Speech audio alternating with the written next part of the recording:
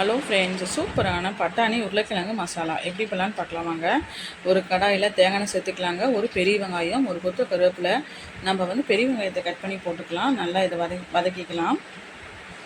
அரை டீஸ்பூன் இஞ்சி பூண்டு பேஸ்ட்டு, ஒரு தக்காளி பழத்தை நம்ம கட் பண்ணி போட்டுக்கலாம். அதையும் போட்டுட்டு நல்லா வதக்கிட்டு 1 டீஸ்பூன் மிளகாத்தூள், 1 டீஸ்பூன் மல்லித்தூள், 1 டீஸ்பூன் கரம் மசாலா மூணையும் போட்டுட்டு இதை நல்லா வதக்கிக்கலாங்க. ஒரு 5 நிமிஷம் போல் நல்லா வதக்கிட்டு நான் 100 கிராம் பட்டாணி எடுத்துருக்கிறேன். ஃப்ரெஷ் பட்டாணி தான்.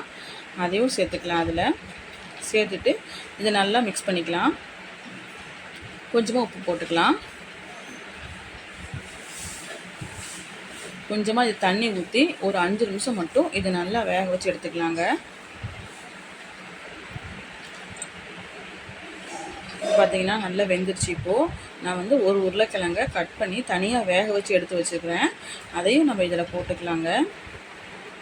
போட்டுட்டு இதை நல்லா மிக்ஸ் பண்ணிக்கலாம். நல்லா தண்ணி சுருண்டு வர அளவுக்கு இதை நல்லா வதக்கிக்கலாம்.